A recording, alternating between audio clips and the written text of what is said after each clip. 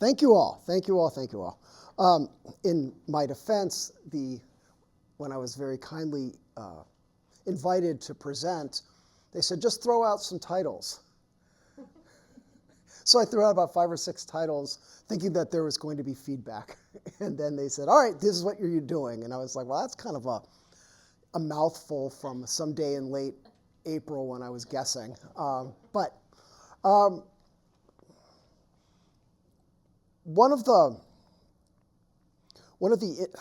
challenging and interesting things about my work and writing about my work, is a lot of the books that I read over the past 24 years from firefighters, mostly from paramedics who got into emergency response with some form of a noble intention. I want to help people. And when you're going through the training,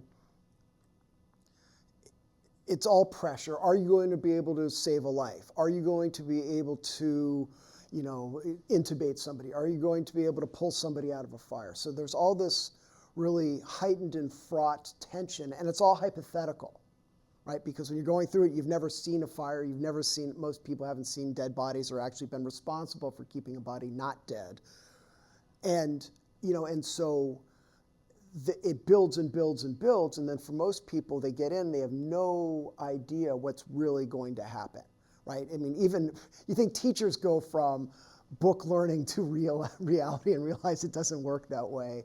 When you're doing it with emergency response, and all the stuff they teach you about the proper way to take a pulse, the proper way to ask somebody how they're doing, and then your first day, their first call is a cantankerous person who's diabetic, who doesn't want to talk to you, who's living in their car. And there's no prep for that. You're like, well, I think they told me to ask these questions, and the person's just screaming at you. So a lot of the writing that I read, a lot of the books that I read while I was early in my career and then also as I was working on writing, they all really focused on the excitement of the work, like the adrenaline rush. And a lot of it was paired with, hey, Garrett, a lot of it was paired with the, I don't know if I'm going to be able to do this. And so there was always that kind of split focus of the I want to be able to do this. I hope I don't screw up. I have this very salty old partner who's just staring at me like an idiot because I didn't know which line to put in. I didn't know which hose to grab for the fire, right? And that's kind of, it's a bullying social network or a social framework. But then the other part of it is, for most people, it's outsiders coming into their world. So generally, the emergency response is seeing people for whom 911 is either their first and last call, or that's their primary health care. And so a lot of the books become the writer as practitioner getting really excited and panicking, and most of them have like the chapter where either they screw up and they feel like they've made a mistake and they shouldn't be doing it. And then the next chapter when they do something great and they feel as if it's all for good reason. And then most of them pretty quickly realize that they were kind of developing a kind of moral rot, because you go to work and the only excitement is somebody else's tragedy. So that they started finding themselves not looking at it as people having a hard time, but as somebody who's either interrupting their lunch, somebody who should have known to call, to go to the doctor earlier or just to take care of themselves, or somebody who's got such a long history of issues that us doing something today is never going to resolve anything. And so this division between them and us grows and grows. And for a lot of the writers, they kind of hit a moral collapse when they realize, oh my God, I hate people. Like, I joined this job to help people, and I hate everybody. Like, I look at people and I look and say, you're going to die soon, you're going to die soon, gosh, I hope you die soon. And it's horrible. And then the other part of it is, I hope I see something truly horrible today. because that's the only thing that's fun is what is wading through other people's blood. And then many of them have a kind of a moral collapse and quit and go to either become lawyers or writers. And the longer it took me to write this book, and I started writing this book in 99, 2000, so it's been a while. The longer I was doing the work and the longer I was working on it, I realized that if you can make it longer and not burn out, the layers of the work become so much more nuanced, richer, and also more challenging. Right? And so I looked and said, all these early books, they're just writing about like these vivid scenes. And anybody who's done any emergency response, whether in Brookings, whether in middle of the state, whether in Minneapolis, whether in Missoula, whether in Manhattan, you're seeing crazy stuff. You know, whether it's out here, a threshing injury where an arm gets caught in a machine and it doesn't go well, or in a big city where they get their arm caught in an elevator and it doesn't go well, right? It's basically what happens to human bodies, and it varies by, kind of by geography.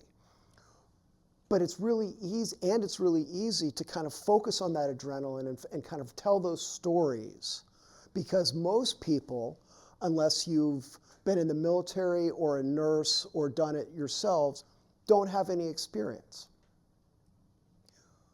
So I said, okay, I don't want to just do that. And as I got a little older and a little more senior, I realized not only that if I look at it, the connections between why people and how people use the 911 system reveals so much more about our system, our social system, our social network, our what I consider kind of the limits of our healthcare system, because it's run by for-profit companies and corporations. So the help you're getting is often dictated by who's donating money to the doctor's office or what the insurance company will allow. And most of us don't know that.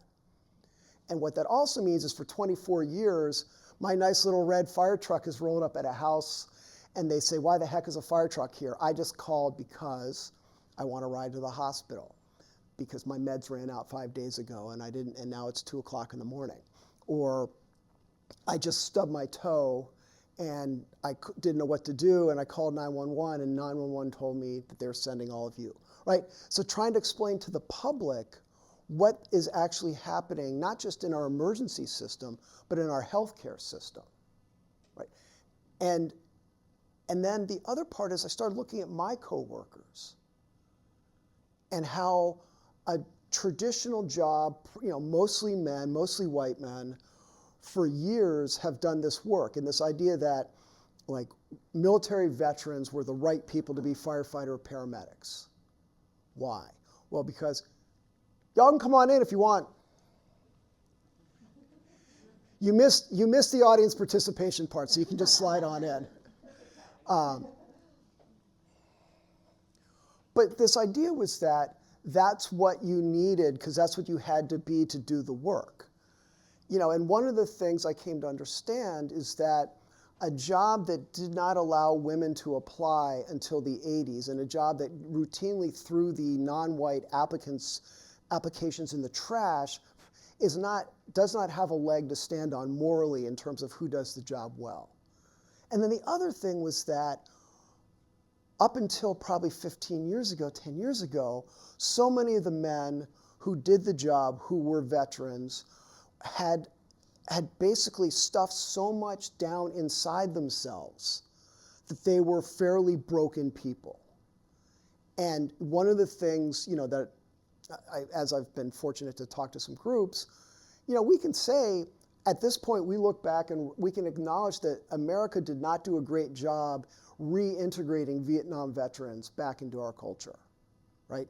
And that's why I'm saying like the structural, the systemic part versus the individual part. So then we had lots and lots of poorly functioning veterans trying to make sense of it. And so of course, if you've been in combat, going to a paramilitary job where there's kind of a rank and there's kind of a uniform, but not really. We're kind of like bad Boy Scouts, and that you're used to blood and you're used to trauma, and that makes it okay. But what we've kind of found is that those people just recreated their coping mechanisms, and their coping mechanisms were generally drinking, smoking weed, and fighting and being jerks, right? And then the other part of it is when you were seeing people in need, and you're seeing not just anybody in here who right now gets so bored of me talking that your heart stops and we need to do CPR, and I'll happily do it on you because I'll feel bad because I've caused it. But all the other things were people who have to choose between their medications and their food, right? Rent money, and a lot of it isn't just always a choice, it's the socioeconomics and the sociological people who are drinking themselves to cope with everything else, and therefore all the byproducts of drinking too much crop up, and so then they have constant health issues, and then we show up. When you had a workforce who basically puts a wall up between us and them, it leads to a lot of poor treatment. And most of my coworkers in anywhere, any fire station pretty much in the country, I would be happy that someone showed up and I know they would do a decent job. And then within that, I know that a lot of them have really problematic attitudes that they just fake well enough that you think you were treated well. But looking at the way that the culture mistreated itself and that not being able to ask for help, right? These are such kind of traditional masculine things, like the stoicism, right? I'm not going to ask for help because I take care of myself. And I've lost so many coworkers and across the country because men couldn't simply say, I need help, right? And so on my job, I come in and see family dynamics where the patriarch, the father, is tough and stoic, and he's also having a heart attack because he refused to get the thing checked, or he didn't want to get a prostate exam because he thought that was weird, and now he's got prostate cancer, right? All these things that are preventable. And when you spend a career doing it, you start having a kind of either a dim view of human nature, or you just recognize the way that kind of denial and fear limit us. And then the other side of it, those of us who do this for a living, it's not as if we get extra lives. You know, every time I do CPR, it's not like I'm getting a third of a year added to my life. We think that we are special because we're noble or we're trying, but we make horrible decisions. So many of my coworkers ride motorcycles without helmets, don't wear seatbelts, drink, and then have very predictable consequences because, as I said to a woman outside, gravity and death are both undefeated. Eventually, we all fall down. And I look at my coworkers who will not, even now that we've changed as a culture, who still won't ask for help. And so they are white-knuckling at work, they're worrying they're going to screw up, and they don't have any way to just say, I need help. And excuse me, now, so now we've got a newer generation, and everyone bemoans the generation YZ or whatever these youngins are. But they're also doing a better job saying, I don't want to go home and cry all night. I don't want to have to drink myself to sleep every night. And it's that finding that way to say, you're going to be okay. Asking for help and feeling vulnerable is just part of life. And if you do it, you feel better the next day. And so it's kind of like with therapy. Learning how to ask for help is a really hard imaginary step.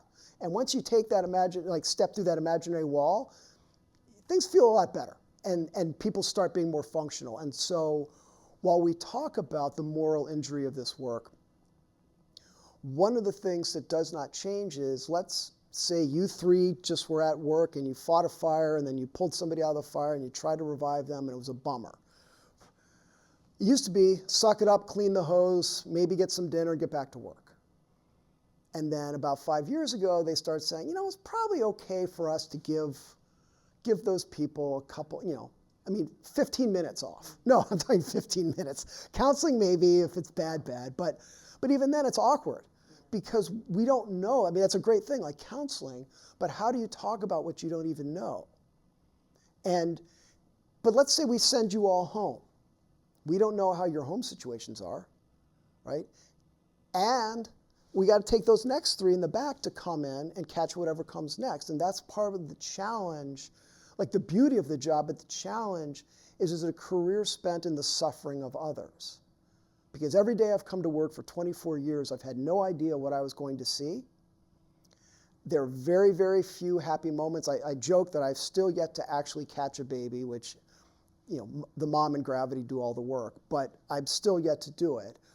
But that's not, giving birth in the back of a car or an ambulance or in the bathtub with a bunch of fire guys standing around, maybe there's a woman on the crew that will at least maybe feel a little bit less uncomfortable. That's not, it's a happy moment, but it's generally not in your birth plan, right? So it's a career spent seeing other people suffer, right? And so that's what I really started trying to write into.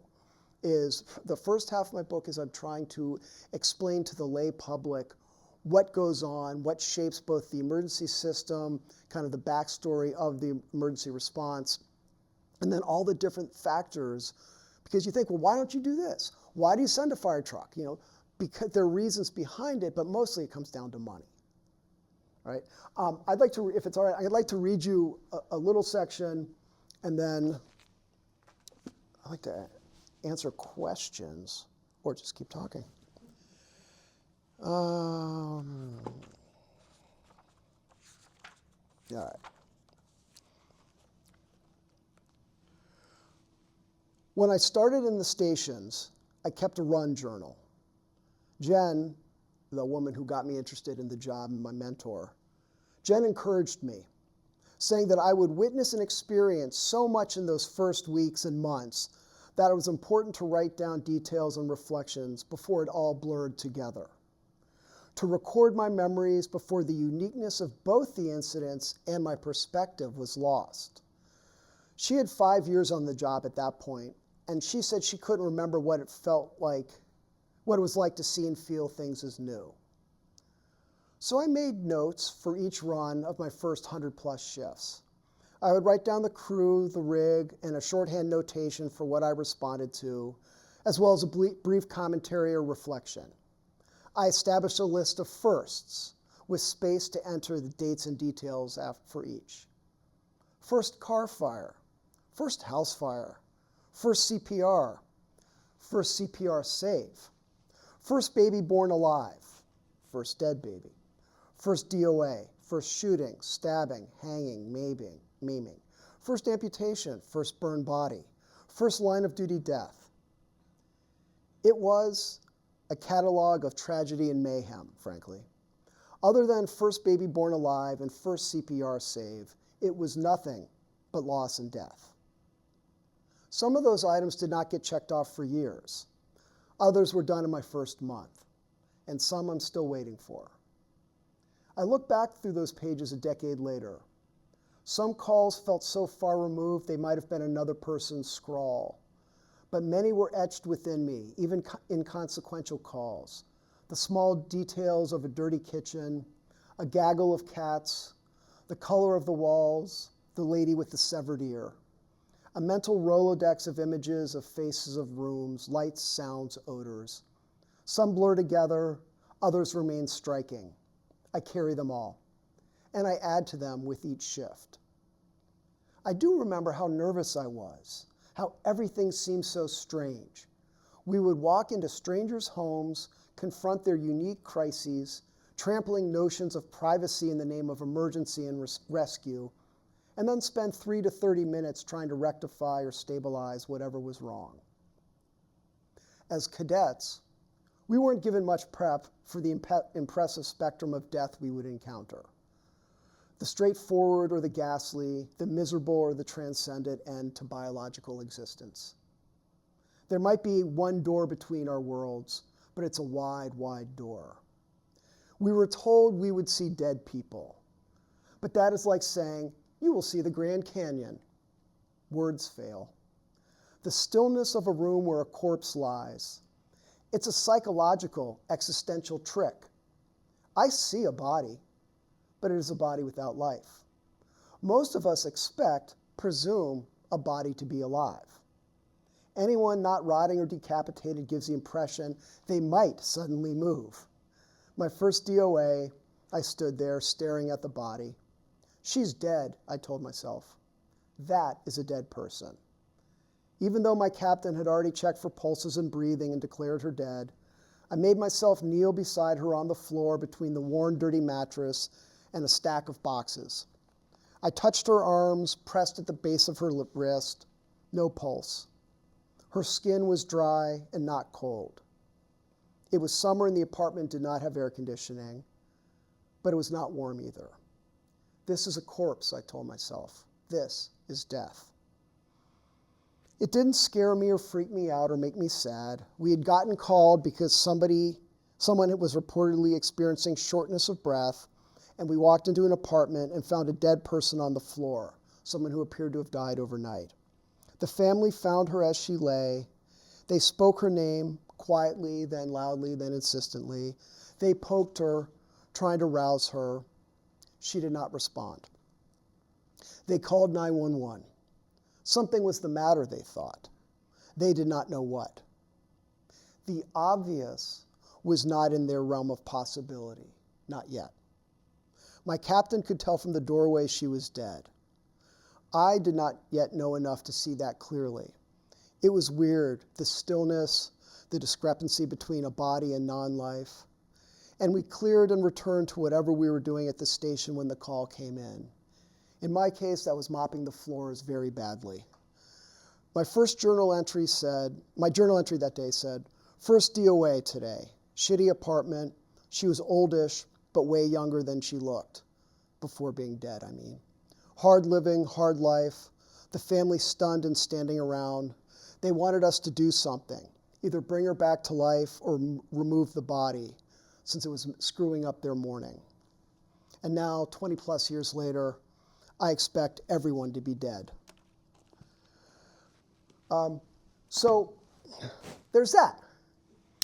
And one of the things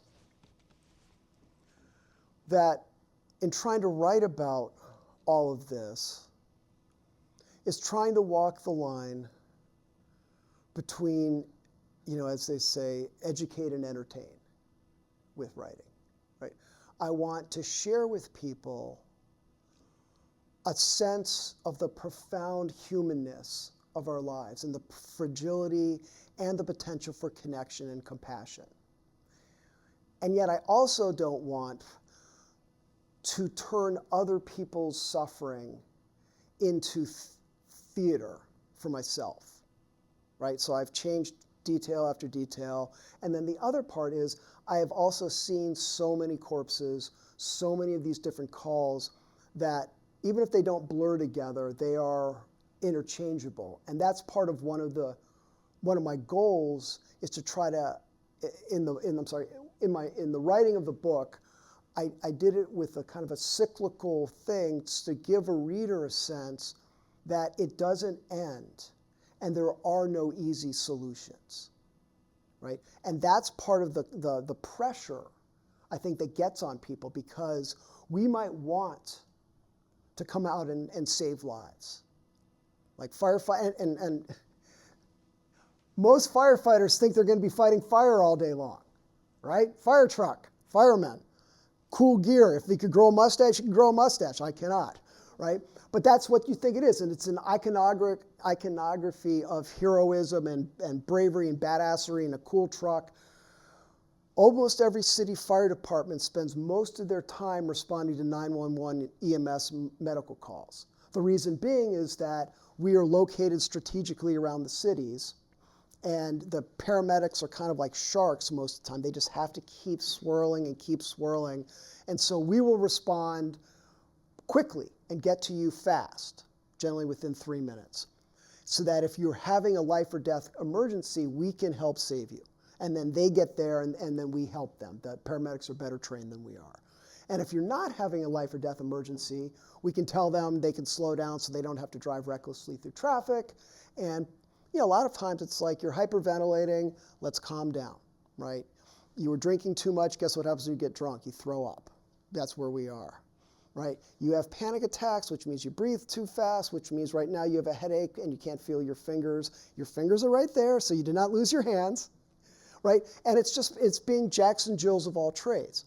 Problem is, most of my coworkers thought they were joining something where they were going to be firemen or fire ladies all the time. And through our training, we were told, yeah, you're going to do this EMS stuff, but what really matters is over here, being tough fire guys. Can you do it? And that, I think, is the Trojan horse through which so much of the kind of the moral injury and so much of that inner decay happens. Because they're trained, or we are trained, and this goes for paramedics and police officers too.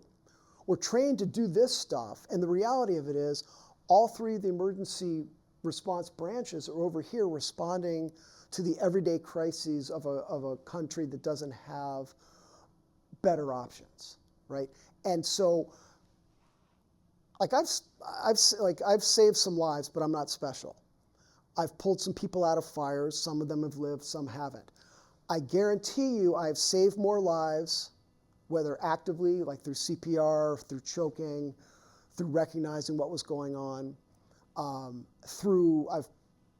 pulled somebody off a bridge. Like I've helped the world, arguably, more over here as an EMT and as just someone who shows up and helps than I have firefighting. And I've also seen hundreds and hundreds and hundreds of suffering people, scared people, despondent people, despairing people, and dying people, and dead people, right? So if we don't pay attention over here and only focus over here, we've left open the back gates, and that's where all the trauma comes in. And that's kind of one of my missions when I try to speak to other firefighters and in paramedics and EMTs is our culture sets us up to fail. And so when I talk about that stoicism sets us up to fail, right? Does anyone have any questions? Are you still an EMT or retired? I am still working. I'm laughing because I'm actually recovering from a knee injury, so I'm still working. But yes, I am. How do your colleagues feel about you writing about this topic? What a great question. Well, I'm a former journalist. Okay. And I had to write about stuff that was happening, but they didn't like me being there. Sure. I mean, do they like one of their own writing about the topic? Because you have the inside perspective? Sure. Do you want the smart aleck response, honest response? Sure. This book does not have photos in it. It is full of big words. I've pretty much indemnified myself from coworkers reading it. That does not mean that they don't hear about it and cuss me out. My first 15 years, I wanted to learn. I wanted to ask questions, pre-internet, like so from 98 when I tried out, 99, 2000 when I got hired. And it was such a kind of a folkloric, but a narrative way of doing things. See this guy here? He earned that mustache. Those gray hairs, you better follow him. You better do what he says. He knows what he's doing, right? Just because you've got gray hairs doesn't mean you're any good. Same here, right? Right? And but it was a hierarchy that rewarded a seniority without regard to content. And so when I started, and I already had a degree in English and a master's in creative writing, and I taught, so I'm a nerd. And so I looked at our operations manual, I was like, grammar? Please, for the love of God, please? But they were like, no, that's Chief SEAL's baby. He's so proud of that. I'm like, great, but it's horrible. It makes no sense. It's causing me hurt. My head hurts. My heart hurts for grammar. You don't know anything, kid. You're brand new. Have you ever put out a fire? I was like, no, but none of that has to do with this, and I'm actually not going to be any better at doing it because I can't understand what the heck's in here. But that was the culture. Shut up and listen, kid. And a lot of it's a mocking. Like we were very good at taking the piss and joking, but it was hey, come on in. But it was also, that was the culture. You don't ask. It was very one-directional. And so my first decade, when I was trying to write about the firefighting part, there was this sense that there will be backlash. I had somebody my second day, I dress how I dress because that's how I had an unhappy childhood, so here we are. But someone basically said, I would let a queer guy die in a fire. And with no pause, no worry, it was just, that was the culture. And so it's we talk about the brotherhood, and so the women I'm friends with who came on, not only were they trying to learn how to do the job, but they didn't know if the guy who was saying he was helping them was actually putting extra weight in their boots to make them look bad, right? So there's all the parts of a distorted nobility, right? For all the way we talk about the heroism and the sacrifice. And so my first decade, I was I bumped heads, I was not popular, I caught a lot of guff, and then I basically kind of outlasted a lot of them, and then I promoted to battalion chief. They're like, oh, he must know something. I'm the same prick that I've always been, but I just finally had an interview where it wasn't people who already hated me who scored me well. And then I demoted back to captain because I didn't want to drive around the little SUV and deliver paper and get paid a lot and be bored. So I wanted to actually engage with the public, so I demoted. And at this point, I'm just the weird guy who pisses off a lot of people, but I look at it and I kind of said the book tour is, I call it witness and testify, right? I've had several pieces published. I speak with reverence about the ideals of the work. I am so honored that I've been able to do this as a career. And I was a classroom teacher before. I love that idea. And I don't pretend that I'm sacrificing or that but I do like that really the best thing I can do is when somebody's having a hard time, I can literally get on their level, look at them and say it's going to be okay, right? And it's not a savior thing. It's and I say it's a radical compassion. And since 2020, I've said, I can't solve the world's problems, but one person at a time I can try to do right and be kind, which is kind of the mantra that I adopted for this book. I had a piece in the Star Tribune. I'm sorry, I'm in Minneapolis currently. I don't know if I said that. But Star Tribune, and it was talking about how for police officers, for firefighters, for paramedics, but mostly paramedics and police officers, our mindset and our training is emergency response. You never know what you're going to find. People want us to wear flak jackets and football helmets and stuff because you never know because the world's crazy. Clowns like us, like me, walking into all sorts of homes, as long as I'm not a jerk, I don't have problems. I don't wear a flak jacket. I don't carry a gun or a taser, handcuffs. But it also means I have to kind of be able to engage, be able to read people. And many of my coworkers, because we are kind of like rogue Boy Scouts and Girl Scouts, are great at that. You've been doing math for 4 days? High five, let's try to breathe. No, your head is not off your body. It's right there. We're good, right? You're despondent? Why don't we put down the knife and let's talk? I'm really sorry, my name's Jeremy, what's going on, right? There's so many situations where we're called because someone driving by saw this gentleman banging his head against the side of the wall. Maybe he lost something, he's looking down in the grass, maybe he's despondent, maybe he's, We should expect that what we're going to see is somebody not in their right frame of mind. Because that's the nature of it. And yet we show up and we say, ma'am, I asked you, ma'am, she's disobeying direct order, now we're going to tackle her. And once we put hands on somebody and they flip out, we have created a situation that as it escalates, we then need to put more force, which is how so many people get killed, unarmed people get killed. And my point is that none of the cops, none of the paramedics going in there intended that.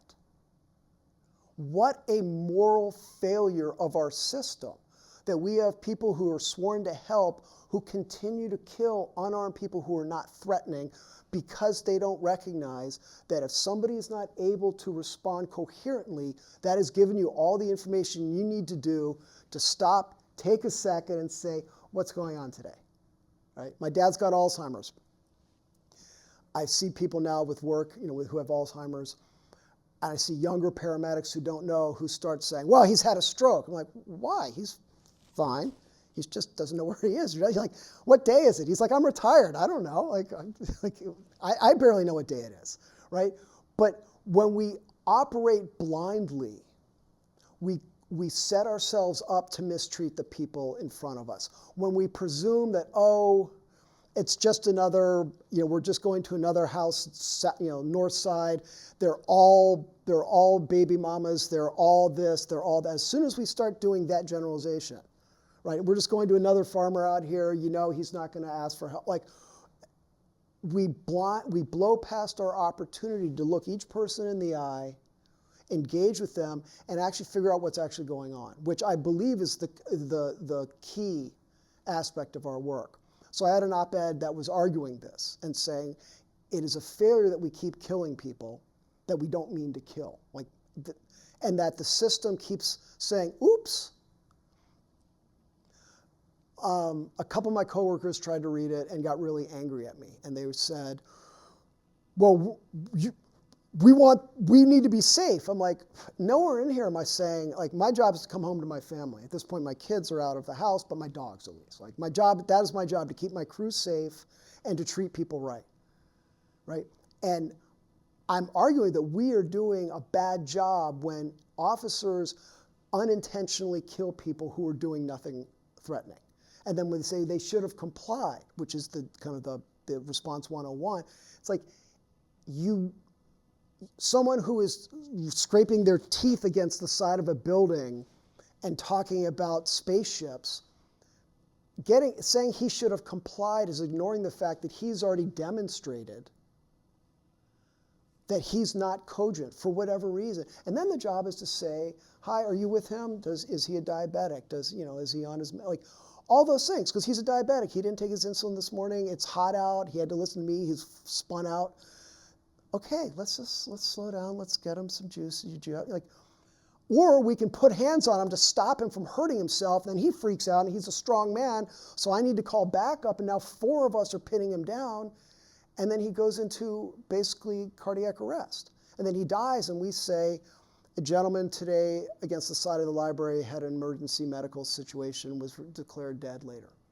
Right? That is what I'm writing about in the second half of my book. All the ways that unintentionally, by not looking and not engaging, we are causing harm.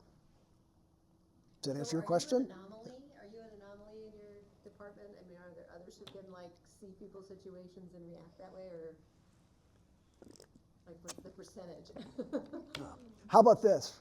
A lot of my coworkers, family members, parents, and children reached out to me afterwards and said, thank you for writing the book. It really articulated and told us about the parts about life that they don't talk about. And then some of my coworkers who actually read the book, which is not a large number, but they said and paramedics too, said you absolutely nailed it. And it's things like the highest kind of achievement as I think a writer is, you did the thing that I've always been thinking about, but you did it in a way that actually made me think about it more. So for the people who read the book, it's been 98% positive.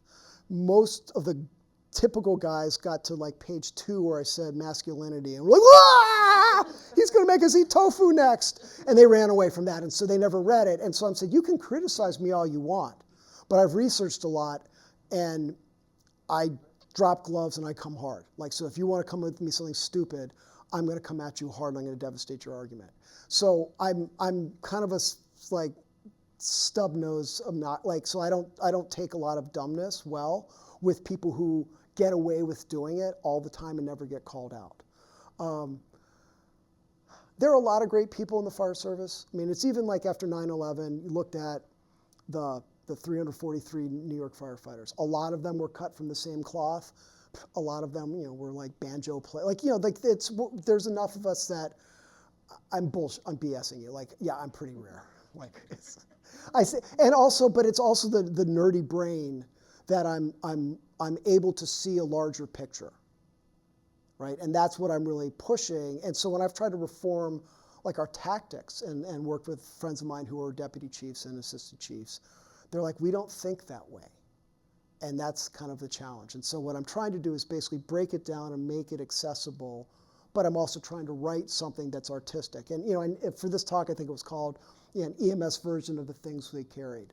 Like Tim O'Brien, another Minnesota writer, did a wonderful job. That book is so powerful and moving. I mean, I've read it several times over the years. I taught it for a while when I was teaching writing.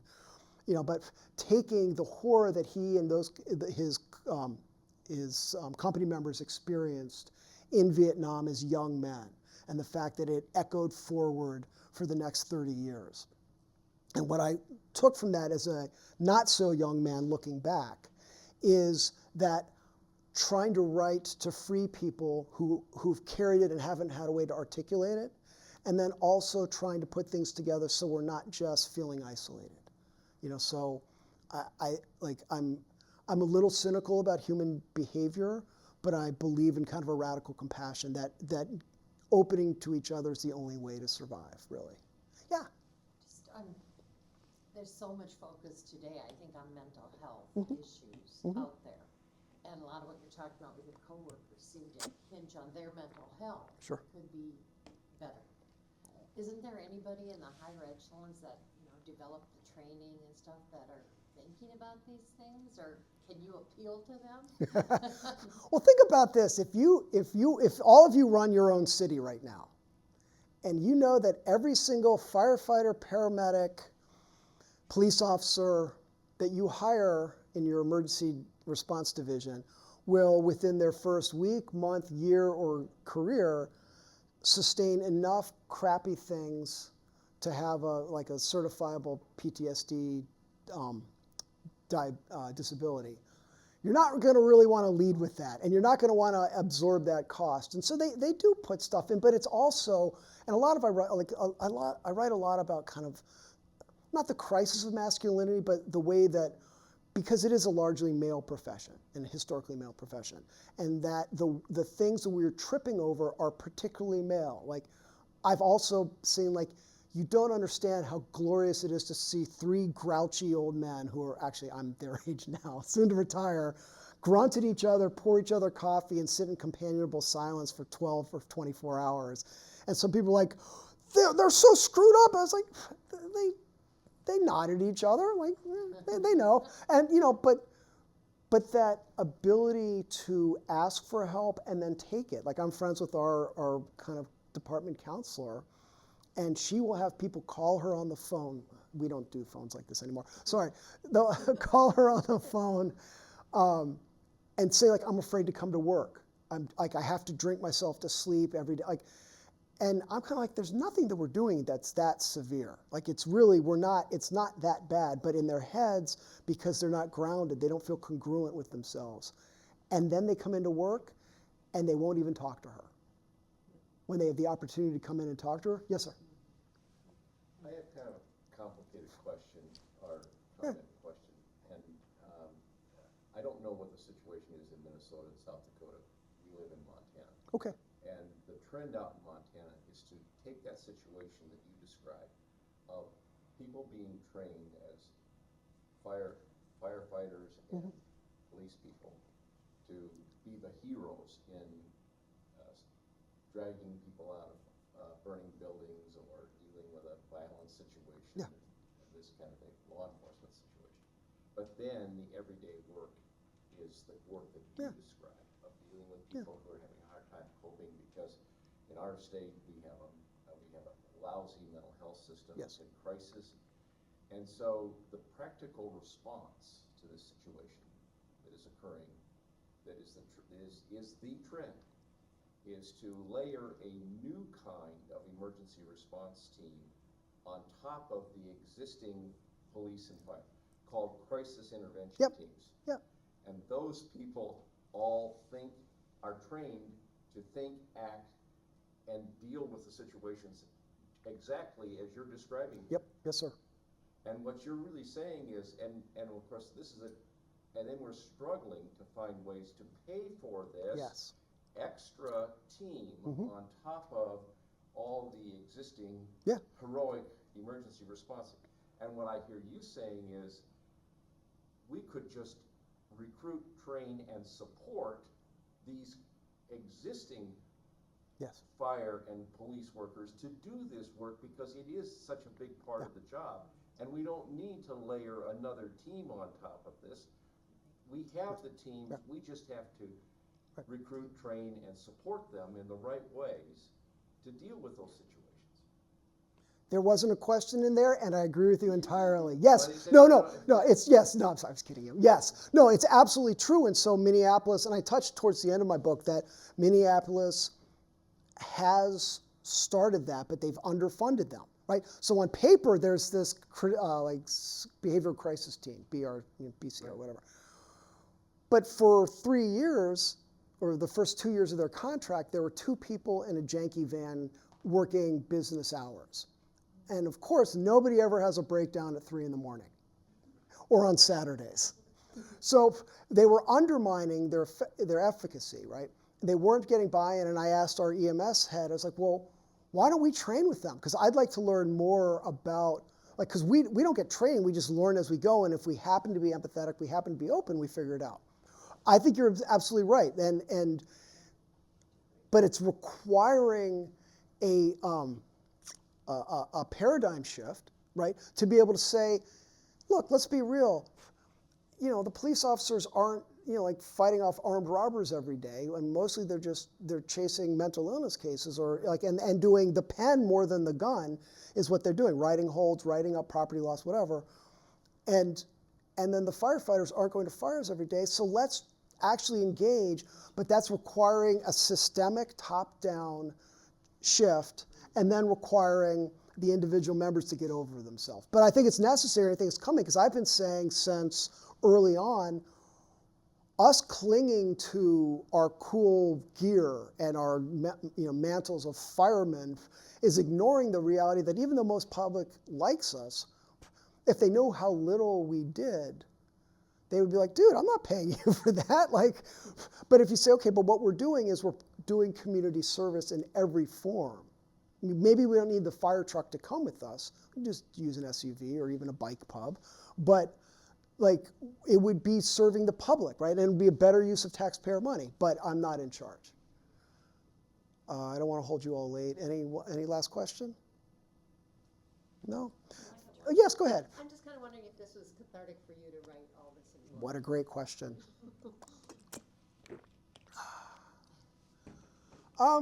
Yeah, I think largely.